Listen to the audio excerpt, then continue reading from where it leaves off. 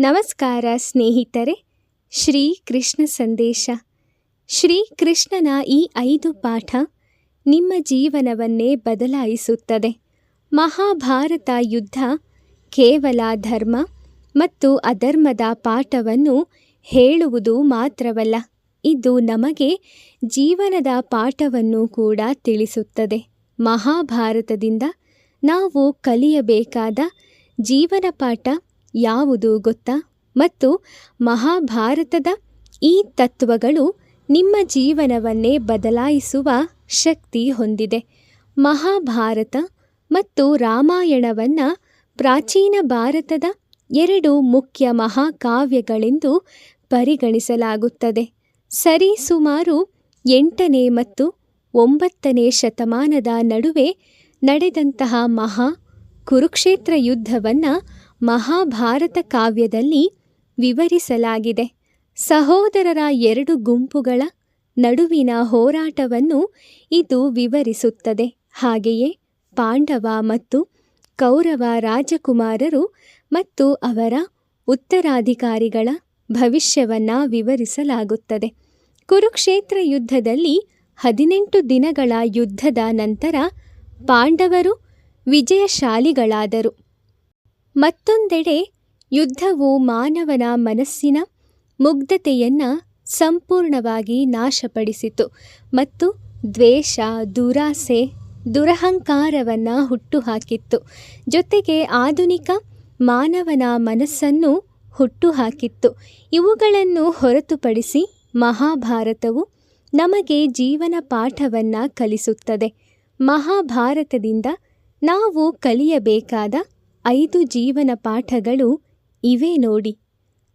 ಸರಿಯಾದ ಮಾರ್ಗವನ್ನು ಆಯ್ದುಕೊಳ್ಳಬೇಕು. ಹೌದು, ಮಹಾಭಾರತ ಯುದ್ಧದ ಆರಂಭದಲ್ಲಿ ಅರ್ಜುನನು ರಣರಂಗದಲ್ಲಿ ತನ್ನ ಸಹೋದರರನ್ನ ಕಂಡು ಭಾವುಕನಾಗಿ ತಾನು ಸಹೋದರರೊಂದಿಗೆ ಹೋರಾಡಲು ಸಿದ್ಧವಿಲ್ಲ ಎಂದು ಯುದ್ಧ ಭೂಮಿಯಿಂದ ಹಿಂದೇಟು ಹಾಕಲು ಮುಂದಾಗುತ್ತಾನೆ. ಆಗ ಶ್ರೀಕೃಷ್ಣನು ಅರ್ಜುನನ ಮನವೊಲಿಸಿ, ನೋಡು ಅರ್ಜುನ, ಧರ್ಮವೆಂದು ಬಂದಾಗ ನಾವು ನಮ್ಮ ಸ್ವಂತ ಕುಟುಂಬವನ್ನು ನೋಡಬಾರದು ಎಂದು ಹೇಳುತ್ತಾನೆ. ಕೃಷ್ಣನ ಈ ಮಾತಿನಿಂದ ಅರ್ಜುನನು ಧರ್ಮದ ಮಾರ್ಗದಲ್ಲಿ ಯುದ್ಧವನ್ನು ಮಾಡಲು ಮುಂದಾಗುತ್ತಾನೆ. ಅಪೂರ್ಣ ಜ್ಞಾನ ಎಂದಿಗೂ ಅಪಾಯಕಾರಿ. ಅರ್ಜುನನ ಮಗನಾದ ಅಭಿಮನ್ಯು ನಮಗೆ ಅಪೂರ್ಣ ಜ್ಞಾನದ ಹಾನಿಕಾರಕ ಪರಿಣಾಮಗಳನ್ನು ತೋರಿಸುತ್ತಾನೆ. ಅಭಿಮನ್ಯುವಿಗೆ ಚಕ್ರವ್ಯೂಹವನ್ನು ಹೇಗೆ ಪ್ರವೇಶ ಮಾಡಬಹುದು ಎನ್ನುವುದರ ಅರಿವಿತ್ತು. ಆದರೆ ಅದರಿಂದ ಹೊರಗಡೆ ಬರುವ ಮಾರ್ಗ ಆತನಿಗೆ ತಿಳಿದೇ ಇರಲಿಲ್ಲ. ಆತನ ಈ ಅಪೂರ್ಣ ಜ್ಞಾನವೇ ಅವನ ಮರಣಕ್ಕೂ ಕಾರಣವಾಗುತ್ತದೆ. ಅಪೂರ್ಣ ಜ್ಞಾನದಿಂದ ನಮಗೆ ಹಾನಿಯೇ ಆಗುತ್ತದೆಯೇ ಹೊರತು ಒಳಿತಲ್ಲ ಎಂಬುದನ್ನು ನಾವು ಈ ಮೂಲಕ ಅರ್ಥ ಮಾಡಿಕೊಳ್ಳಬೇಕು. ಇನ್ನು ದುರಾಸೆ ನಿಮ್ಮ ಮೇಲೆ ಪ್ರಾಬಲ್ಯ ಸಾಧಿಸಲು ಬಿಡಬೇಡಿ. ದುರಾಸೆಯಿಂದ ಯುಧಿಷ್ಠಿರನು ಪಡೆದುಕೊಂಡಿದ್ದಾದರೂ ಏನೂ ಅಲ್ಲವೇ? ಯುಧಿಷ್ಠಿರನ ಅತಿಯಾದ ಆಸೆಯಿಂದಾಗಿ ಅವನು ತನ್ನ ರಾಜ್ಯವನ್ನು, ತನ್ನ ಸಂಪತ್ತನ್ನು ಸೇರಿದಂತೆ ತನ್ನ ಬಳಿ ಇರುವ ಎಲ್ಲವನ್ನೂ ಕಳೆದುಕೊಳ್ಳುತ್ತಾನೆ. ದುರಹಂಕಾರದ ಹೆಸರಿನಲ್ಲಿ ತುಂಬಿದ ಸಭೆಯಲ್ಲಿ ದ್ರೌಪದಿಗೆ ಮಾನಭಂಗ ಮಾಡುತ್ತಾನೆ. ಇದು ಅವನ ವಿನಾಶಕ್ಕೆ ಕಾರಣವಾಯಿತು. ಆದ್ದರಿಂದ ದುರಾಸೆ ಮತ್ತು ದುರಹಂಕಾರವನ್ನು ನಿಮ್ಮ ಮೇಲೆ ಪ್ರಾಬಲ್ಯ ಸಾಧಿಸಲು ಬಿಡಬೇಡಿ. ಇನ್ನು ಎಂಥದ್ದೇ ಸಮಸ್ಯೆ ಬಂದರೂ ಜೀವನವನ್ನು ಬಿಟ್ಟುಕೊಡಬಾರದು. ಸೂತಪುತ್ರನೆನಿಸಿಕೊಂಡ ಕರ್ಣನು ತನ್ನ ಹುಟ್ಟಿದ ಕ್ಷಣದಿಂದಲೇ ಜೀವನಕ್ಕಾಗಿ ಹೋರಾಡಿದನು. ಪ್ರತಿ ತಿರುವಿನಲ್ಲಿಯೂ ಪೂರ್ವಾಗ್ರಹ ಮತ್ತು ಅವಮಾನವನ್ನು ಜಯಿಸಿದನು. ಅವನ ಜೀವನವೇ ವಿಧಿಯ ಕೈಗೊಂಬೆಯಾಗಿ ಬದಲಾಗಿ ಹೋಯಿತು. ಆದರೆ ಯಾವುದು ಅವನನ್ನು ತನ್ನ ಗುರಿಯತ್ತ ಕೆಲಸ ಮಾಡುವುದನ್ನು ತಡೆಯಲು ಸಾಧ್ಯವಾಗಲಿಲ್ಲ. ಮತ್ತು ಅವನು ತನ್ನ ತಾಯಿಯ ಮಾತಿಗೆ ಎಂದಿಗೂ ಅಗೌರವ ತೋರಿದವನಲ್ಲ. ಅವಳ ಕೋರಿಕೆಯ ಮೇರೆಗೆ ಅವನು ತನ್ನ ಜೀವರಕ್ಷಕವಾಗಿದ್ದ ಕರ್ಣಕುಂಡಲವನ್ನೇ ಧಾರೆ ಎರೆಯುತ್ತಾನೆ. ಇನ್ನು ಸ್ನೇಹದ ಮಹತ್ವ. ಶ್ರೀಕೃಷ್ಣ ಮತ್ತು ಅರ್ಜುನರಂತಹ ಸ್ನೇಹವನ್ನು ಹೊಂದಲು ಸಾಕಷ್ಟು ಜನರು ಬಯಸುತ್ತಾರೆ. ಶ್ರೀಕೃಷ್ಣನ ಪ್ರೇರಣೆ ಮತ್ತು ಅಚಲ ಬೆಂಬಲದಿಂದಾಗಿ ಪಾಂಡವರು ತಮ್ಮ ಯುದ್ಧದಲ್ಲಿ ಬದುಕುಳಿದರು. ಮಹಾನ್ ಯೋಧನಾದ ಅರ್ಜುನನಿಗೆ ಆತ್ಮವಿಶ್ವಾಸವನ್ನು ತುಂಬಲು ಭಗವದ್ಗೀತೆಯನ್ನು ಕೃಷ್ಣ ಪರಮಾತ್ಮ ಪಠಿಸಿದನು. ಮೋಸದ ದಾಳದಾಟದಲ್ಲಿ ದ್ರೌಪದಿಯ ಮಾನ ಹಾನಿಯಾಗುವುದನ್ನು ತಡೆದನು. ಮತ್ತೊಂದೆಡೆ ಕರ್ಣ ಮತ್ತು ದುರ್ಯೋಧನನ ನಡುವಿನ ಸ್ನೇಹವು ಪ್ರಶಂಸನೀಯವಾಗಿಯೂ ಇದೆ.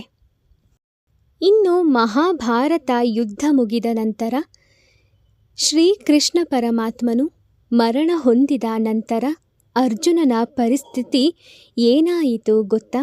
ಶ್ರೀಕೃಷ್ಣ ಮತ್ತು ಅರ್ಜುನ ಇಬ್ಬರೂ ಸಹ ಅದ್ಭುತ ಮಿತ್ರರು. ಶ್ರೀಕೃಷ್ಣ ಮತ್ತು ಅರ್ಜುನ ಸಹೋದರರಿಗಿಂತಲೂ ಹೆಚ್ಚಿನ ಬಾಂಧವ್ಯವನ್ನು ಹೊಂದಿದ್ದರು. ಇವರಿಬ್ಬರ ಸ್ನೇಹಕ್ಕೂ ಮುಳ್ಳಾಗಿದ್ದು ಮರಣವೆನ್ನುವ ಕಪ್ಪು ಚುಕ್ಕೆ ಮಾತ್ರ. ಶ್ರೀಕೃಷ್ಣನ ಮರಣದ ನಂತರ ಅರ್ಜುನನಿಗೆ ಏನಾಯಿತು ಗೊತ್ತಾ? ನಮ್ಮ ಹಿಂದೂ ಧರ್ಮದ ಅತ್ಯಂತ ಜನಪ್ರಿಯ ದೇವರುಗಳಲ್ಲಿ ಶ್ರೀಕೃಷ್ಣ ಪರಮಾತ್ಮನು ಒಬ್ಬನು. ಶ್ರೀಕೃಷ್ಣನ ಅನೇಕ ಜನ ಭಕ್ತರು ಆತನು ಹೇಗೆ ಪುನರ್ಜನ್ಮವನ್ನು ತೆಗೆದುಕೊಂಡಿದ್ದಾನೆ, ಅವನು ಮರಣಾನಂತರ ಭೂಮಿಯಲ್ಲಿ ಏನನ್ನ ಬಿಟ್ಟು ಹೋಗಿದ್ದಾನೆ ಎಂಬುದನ್ನು ತಿಳಿದುಕೊಳ್ಳಲು ಬಯಸುತ್ತಾರೆ. ಶ್ರೀಕೃಷ್ಣನ ಮುಂದಾಳತ್ವದಲ್ಲಿ ನಡೆದ ಮಹಾಭಾರತ ಯುದ್ಧದಲ್ಲಿ 100 ಜನ ಕೌರವರ ಸಹೋದರರು ಹತರಾಗುತ್ತಾರೆ. ಇದರಿಂದಾಗಿ ರಾಜ ಧೃತರಾಷ್ಟ್ರ ಮತ್ತು ರಾಣಿ ಗಾಂಧಾರಿ ಖಿನ್ನತೆಗೆ ಒಳಗಾಗುತ್ತಾರೆ. ಇದರ ನಂತರ ಏನಾಯಿತು ಎಂಬುದು ನಮಗೆ ಒಂದು ಕುತೂಹಲದ ಪ್ರಶ್ನೆ. ಮಹಾಭಾರತ ಯುದ್ಧ ಮುಗಿದ ಮೇಲೆ ಗಾಂಧಾರಿ ಕೃಷ್ಣನಿಗೆ ಶಾಪ ಕೊಡುತ್ತಾಳೆ.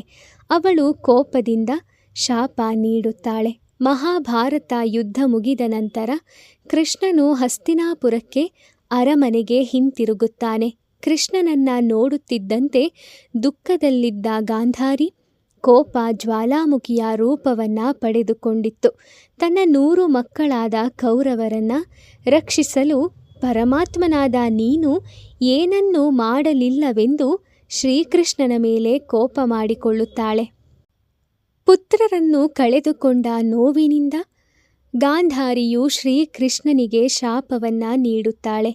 ಹೇಗೆ ಕೌರವರು ಯುದ್ಧದಲ್ಲಿ ಹತರಾದರೋ ಹಾಗೆ ಯಾದವ ಕುಲವು ನಾಶವಾಗಲಿ ಎಂದು ಶಾಪ ನೀಡುತ್ತಾಳೆ. ಗಾಂಧಾರಿಯ ಶಾಪದಿಂದ ಶ್ರೀಕೃಷ್ಣನು ಮರಣ ಹೊಂದುತ್ತಾನೆ ಮತ್ತು ಇಡೀ ಯದುಕುಲವು ನಾಶವಾಗಿ ಹೋಗುತ್ತದೆ. ದ್ವಾರಕೆಯ ನಾಶ. ಗಾಂಧಾರಿಯು ತನ್ನ ಒಂದೇ ಶಾಪಕ್ಕೆ ಸುಮ್ಮನಾಗುವುದಿಲ್ಲ. ಆಕೆ ತನ್ನ 2ನೇ ಶಾಪವಾಗಿ ದ್ವಾರಕೆಯೂ ಕೂಡ ನಾಶವಾಗುವಂತೆ ಶಾಪ ಕೊಡುತ್ತಾಳೆ. ಇದರ ಪರಿಣಾಮವಾಗಿ ಶ್ರೀಕೃಷ್ಣನ ನಗರವಾದ ದ್ವಾರಕೆಯು ಸಮುದ್ರದ ನೀರಿನಲ್ಲಿ ಮುಳುಗಿ ಹೋಗುತ್ತದೆ. ಇನ್ನು ಶ್ರೀಕೃಷ್ಣನ ಮರಣವು ತನ್ನನ್ನು ವೇಗವಾಗಿ ಆವರಿಸಿಕೊಳ್ಳಲು ಪ್ರಯತ್ನಿಸುತ್ತಿದೆ ಎಂಬುದನ್ನು ತಿಳಿದುಕೊಂಡ ಕೃಷ್ಣ ಪರಮಾತ್ಮ ದಟ್ಟವಾದ ಅರಣ್ಯಕ್ಕೆ ಹೋಗಿ ಅಲ್ಲಿ ತಪಸ್ಸನ್ನು ಮಾಡಲು ಮುಂದಾಗುತ್ತಾನೆ. ಇದೇ ಕಾಡಿನಲ್ಲಿ ಓರ್ವ ಬೇಟೆಗಾರ ಶ್ರೀಕೃಷ್ಣನನ್ನು ಜಿಂಕೆ ಎಂದು ತಪ್ಪಾಗಿ ಭಾವಿಸಿ ತನ್ನ ವಿಷಪೂರಿತ ಬಾಣವನ್ನು ಕೃಷ್ಣನಿಗೆ ಹೊಡೆಯುತ್ತಾನೆ. ಇದರಿಂದ ಕೃಷ್ಣ ಪರಮಾತ್ಮ ಮರಣ ಹೊಂದುತ್ತಾನೆ. ಇನ್ನು ಅರ್ಜುನನ ಸ್ಥಳಾಂತರ. ಶ್ರೀಕೃಷ್ಣನು ಮರಣ ಹೊಂದಿದ ನಂತರ ಅರ್ಜುನನು ತನ್ನೆಲ್ಲ ಶಕ್ತಿಗಳನ್ನು ಕಳೆದುಕೊಳ್ಳುತ್ತಾನೆ. ಕೃಷ್ಣನ ಆತ್ಮವು ತನ್ನ ದೇಹವನ್ನು ತೊರೆದ ನಂತರ ಅರ್ಜುನನು ಶ್ರೀಕೃಷ್ಣನ 16,100 ಹೆಂಡತಿಯರನ್ನು ಸೇರಿದಂತೆ ದ್ವಾರಕೆಯ ಎಲ್ಲ ಪ್ರಜೆಗಳನ್ನು ಇಂದ್ರಪ್ರಸ್ಥಕ್ಕೆ ಕರೆದುಕೊಂಡು ಹೋಗುತ್ತಾನೆ. ಅರ್ಜುನನಿಗೆ ಶ್ರೀಕೃಷ್ಣ ಪರಮಾತ್ಮನೇ ಅತ್ಯಂತ ಪ್ರಬಲ ಶಕ್ತಿಯಾಗಿದ್ದನು. ಇತ್ತ ಶ್ರೀಕೃಷ್ಣ ಮರಣ ಹೊಂದುತ್ತಿದ್ದಂತೆ ಅರ್ಜುನ ತನ್ನ ಎಲ್ಲ ಶಕ್ತಿಯನ್ನು ಕಳೆದುಕೊಂಡು ಸಾಮಾನ್ಯ ಪ್ರಜೆಯಾಗಿ ಉಳಿದುಕೊಳ್ಳುತ್ತಾನೆ ಈ ಭೂಮಿಯಲ್ಲಿ. ಸ್ನೇಹಿತರೆ, ಹೀಗೆ ಮಹಾಭಾರತದಿಂದ ನಾವು ಕಲಿಬೇಕಾದಂತಹ ಅದೆಷ್ಟೋ ಪಾಠಗಳಿವೆ, ಅದೆಷ್ಟೋ ಜೀವನದ ನೀತಿಗಳಿವೆ. ಭಗವದ್ಗೀತೆಯು ಕೂಡ ನಮ್ಮ ಜೀವನಕ್ಕೆ ಬೇಕಾದ ಅದ್ಭುತವಾದ ಸತ್ಯ ಮತ್ತು ಬೆಳಕು. ಹಾಗೆ ನಾವು ಮಹಾಭಾರತದಿಂದ ಕೃಷ್ಣ ಪರಮಾತ್ಮನಿಂದ ಕಲಿಯಲೇಬೇಕಾದಂತಹ ಅದೆಷ್ಟೋ ಪಾಠಗಳು ತುಂಬ ಇದೆ. ಅದರಲ್ಲಿ ಪ್ರಮುಖವಾಗಿರೋದನ್ನು ನಾನು ನಿಮಗೆ ತಿಳಿಸ್ಕೊಟ್ಟೆ. ಯಾವತ್ತೂ ಜೀವನ ಬೇಸರ ಆಯಿತು ಅಂತ ಜೀವನವನ್ನೇ ಬಿಟ್ಕೊಡ್ಬೇಡಿ. ಜೀವ ಅನ್ನೋದು ನಮಗೆ ಸಿಕ್ಕಿರೋ ಒಂದು ವರ, ಆ ಭಗವಂತ ಕೊಟ್ಟಿರೋ ಒಂದು ಭಿಕ್ಷೆ. ಅದನ್ನು ನಾವು ಜೋಪಾನ ಮಾಡಬೇಕು. ನಮ್ಮ ಜೀವವನ್ನು ಜೋಪಾನ ಮಾಡಬೇಕಾಗಿರೋದು ನಮ್ಮದೇ ಆದ ಕರ್ತವ್ಯ. ಯಾಕಂದರೆ ನಾವಿಲ್ಲಿ ಒಂದು ಜವಾಬ್ದಾರಿಯನ್ನು ಹೊತ್ಕೊಂಡು ಬಂದಿರ್ತೀವಿ. ನಮ್ಮ ಹುಟ್ಟಿಗೆ ಒಂದಲ್ಲ ಒಂದು ಕಾರಣ ಇರುತ್ತೆ. ಪ್ರತಿಯೊಬ್ಬ ಮನುಷ್ಯನೂ ಒಂದು ಜನ್ಮ ಪಡ್ಕೊಂಡಾಗ ಅದಕ್ಕೊಂದು ನಿರ್ದಿಷ್ಟ ಅರ್ಥ ಅಂತ ಇರುತ್ತೆ. ಅದನ್ನು ಹುಡುಕಬೇಕು. ನಾವು ಅದ್ರ ಕಡೆಗೆ ಕಾನ್ಸಂಟ್ರೇಟ್ ಮಾಡಬೇಕು. ನಮ್ಮ ಜನ್ಮಕ್ಕೆ ಒಂದು ಸಾರ್ಥಕತೆಯನ್ನು ಕೊಡಬೇಕು. ಸೊ ನಾವೆಲ್ಲರೂ ಒಂದು ಜವಾಬ್ದಾರಿಯುತವಾದ ಜೀವನ ಮಾಡಿ ಬೇರೆಯವರಿಗೆ ಸ್ಫೂರ್ತಿಯಾಗೋ ರೀತಿ ಬದುಕೋಣ. ಏನಂತೀರ ಸ್ನೇಹಿತರೆ? ಈ ಸಂದೇಶಗಳು ನಿಮಗೆ ಇಷ್ಟ ಆಯಿತಾ? ಖಂಡಿತ ಇಷ್ಟ ಆಗಿರುತ್ತೆ ಅಂತ ನಾನು ಅಂದ್ಕೊಳ್ತೀನಿ. ಇಷ್ಟ ಆಗಿದ್ದರೆ ನಿಮ್ಮ ಅನಿಸಿಕೆಗಳನ್ನು ಕಮೆಂಟ್ ಮಾಡಿ, ಹಾಗೆ ಈ ವಿಡಿಯೋನ ಲೈಕ್ ಮಾಡಿ, ಶೇರ್ ಮಾಡಿ. ಇದೇ ರೀತಿಯ ಉತ್ತಮ ಸಂದೇಶಗಳನ್ನು ತಿಳ್ಕೊಳ್ಳೋಕ್ಕೋಸ್ಕರ ನಮ್ಮ ಚಾನಲ್ಗೆ ಸಬ್ಸ್ಕ್ರೈಬ್ ಮಾಡ್ಕೊಳ್ಳಿ. ಮತ್ತೆ ಮುಂದಿನ ವಿಡಿಯೋದಲ್ಲಿ ಇನ್ನೊಂದು ಮಾಹಿತಿಯೊಂದಿಗೆ ನಿಮ್ಮನ್ನು ಭೇಟಿ ಮಾಡ್ತೀನಿ. ಓಂ ಶ್ರೀ ಕೃಷ್ಣಾಯ ನಮಃ. ಆ ಕೃಷ್ಣ ಪರಮಾತ್ಮ ನಿಮ್ಮೆಲ್ಲರಿಗೂ ಒಳ್ಳೆಯದನ್ನು ಮಾಡಲಿ. ಧನ್ಯವಾದಗಳು.